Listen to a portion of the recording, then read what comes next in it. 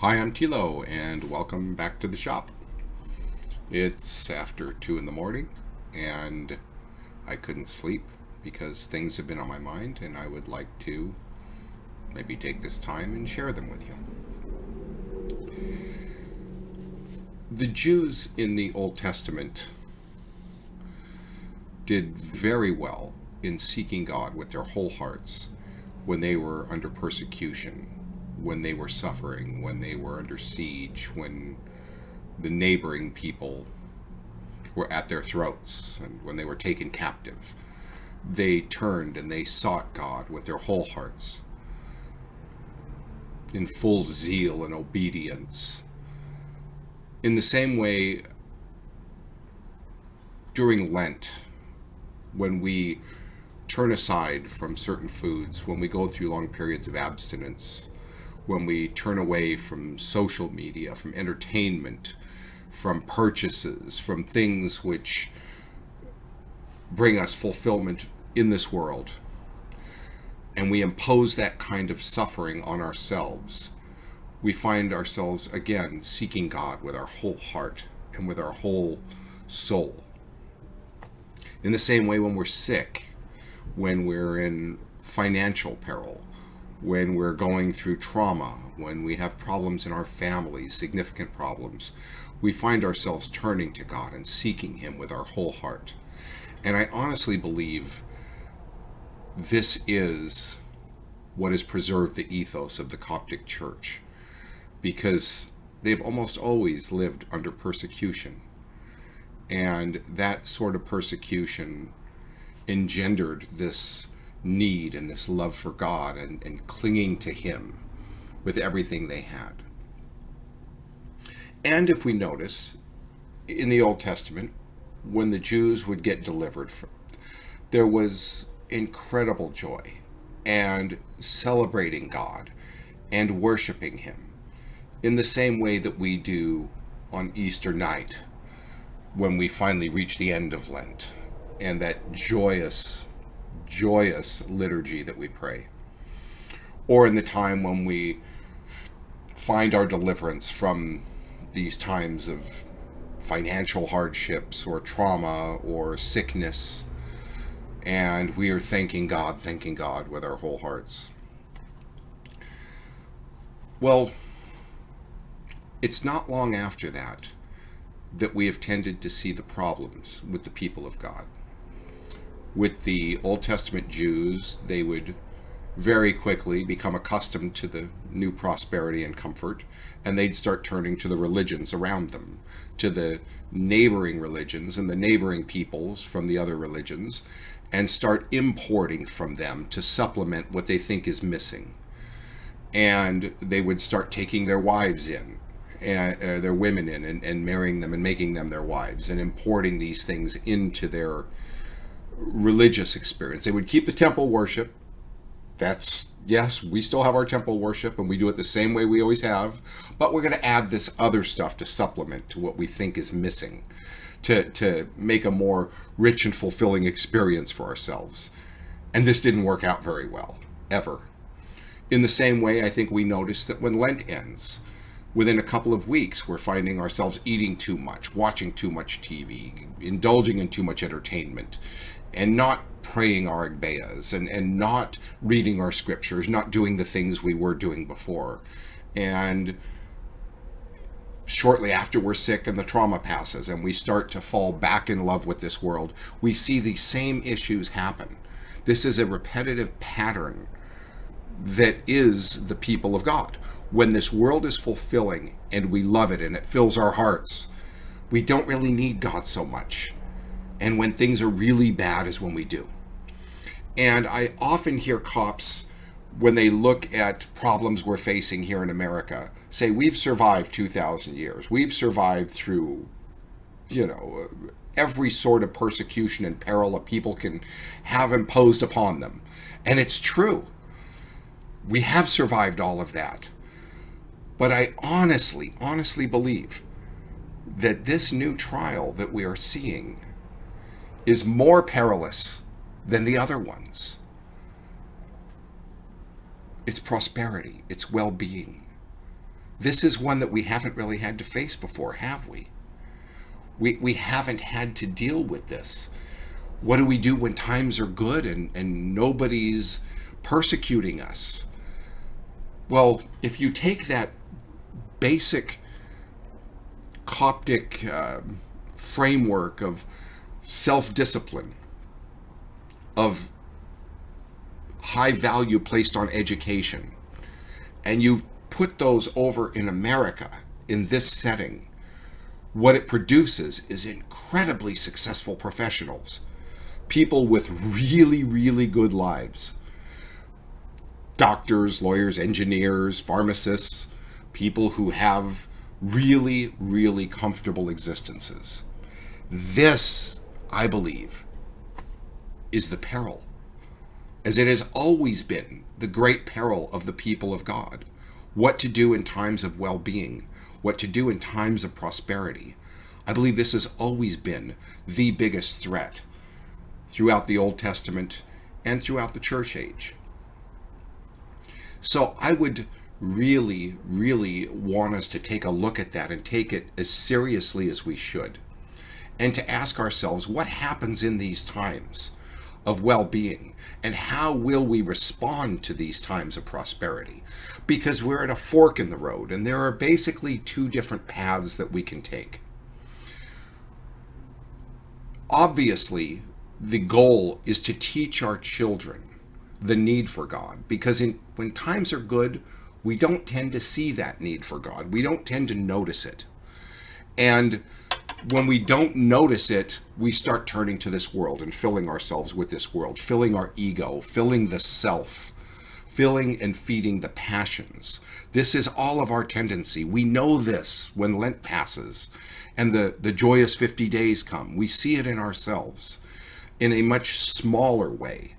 But in this much larger way, when these good times come, if we don't teach our children why they need God, they're not just going to automatically know. They're not going to automatically just follow after us in the same faith, because they won't see the relevance of it. In Egypt, the Muslims are there to train the Egyptians to why they need God. And they do a marvelous job of that. They teach us why we need God because of the pressures that are put on us. But here there's nobody to do that. And so with nobody here to pressure us, how do we make our children know that they need God?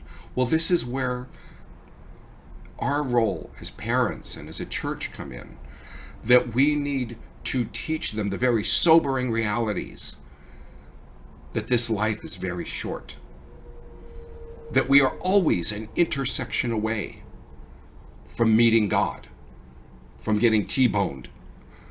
We are always a catastrophic physical event away from facing God. That everything in this world that we see will be dust very soon. That the choices we make and the way we live are going to determine our eternal well-being. And that eternity is forever and that this life is very short. We can teach them this, and then they will understand why they need God. But at this fork in the road, when we have this indifference toward God, when we haven't done our job to teach them why they need God, and they really don't seem to care all that much, we have two paths we can take. The first path is to tell them we don't offer something for people who don't need God. That's not been our role. We don't know how to do that. We've never known how to do that because that's not who we are. That's not what we're about. We don't have anything to offer to fill your ego and feed your passions because we are the church. But what we can do is really do everything within our power to make you understand that you do need him even if you don't sense that need. We can do that, and that's one path. The other path is to create some import of the things from our culture around us, from the religions around us, from the world around us, to feed that ego, to feed that self, and to offer some other form of our faith.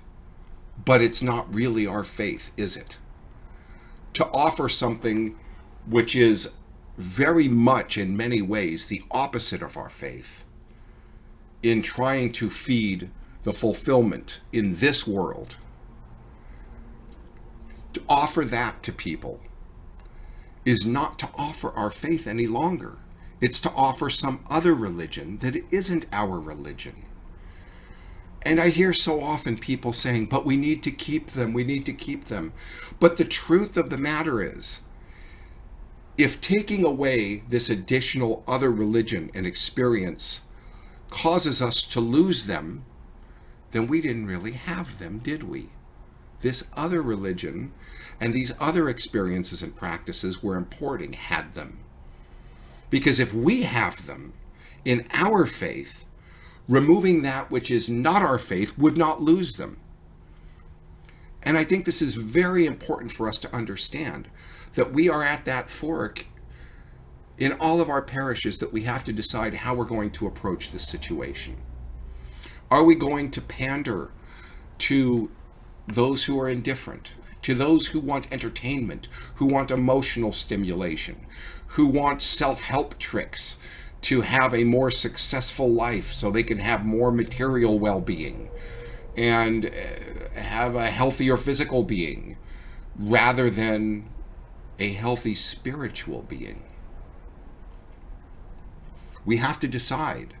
And I pray that all of us would turn to the way that was handed down, the way that for 2,000 years people have pursued God, and to say, this is our religion, this is what we do.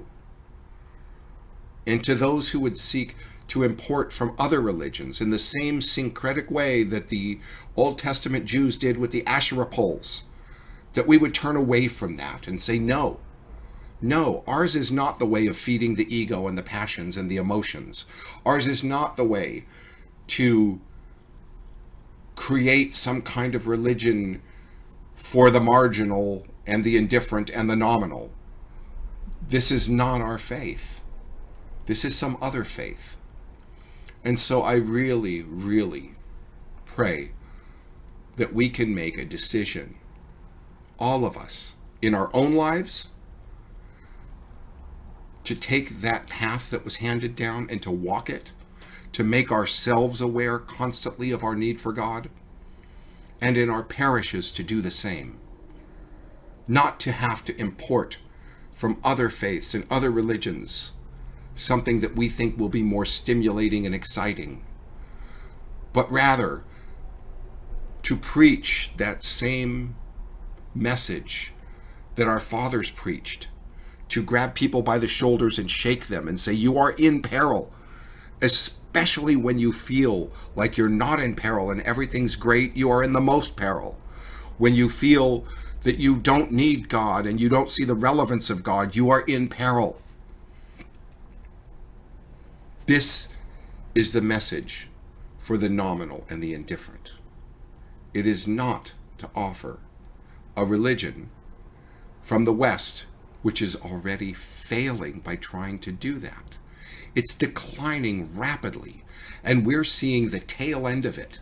It already died in Europe, and it's dying quickly here in America. That constant consumerist, new, entertaining, exciting, having fun, it's dying in America. They're leaving those churches. They're leaving them two places, either back into the world, or they're coming toward the older faiths. They're moving from the self-help evangelical world into Lutheranism and Calvinism, the more traditional, liturgical, substantive Protestant faiths, Anglicanism, Catholicism, and the ones in a lot of those older faiths are turning Catholicism to Orthodoxy. The Antiochian church is seeing great influx of people seeking something more substantial, who are tired of the self-help, feel-good nonsense. It is a shame to see us not only importing from another religion, but from the lowest form of it. We don't need to do that. It's dying here. We can see it happening around us. It's in its last gasping breaths as we see people leaving by the droves. No, what we offer is something different. We offer something that is actually very unique in this culture. And I don't think we need to look down upon people. We don't need to condescend to people, to those outside or to our own young people. We don't need to say, oh, they can't be expected to want the things of God that have been passed down forever. So we need to offer them something different, something light, something fun, something to stimulate their passions and their egos. No. The problem, the core issue, is the understanding of the need for God. And the answer to that is not offering something different that isn't that which we have offered to those who need God. The answer is to teach why they need God. And I do believe that many will listen. And those who don't sometimes have to go back into the world until they end up in the pig pen, the way the prodigal did. And then they come to realize why they need God. And we pray covering over them from the hand of God while they're out in that world. But changing the fundamental ethos of our faith is not the answer. And it never has been. The church has gone through so many things historically. But this one, this prosperity, this insidious well-being and comfort where we don't need God, I think this is a fairly new one to the Copts. And I pray that our people and our clergy will make the right choice. That we will choose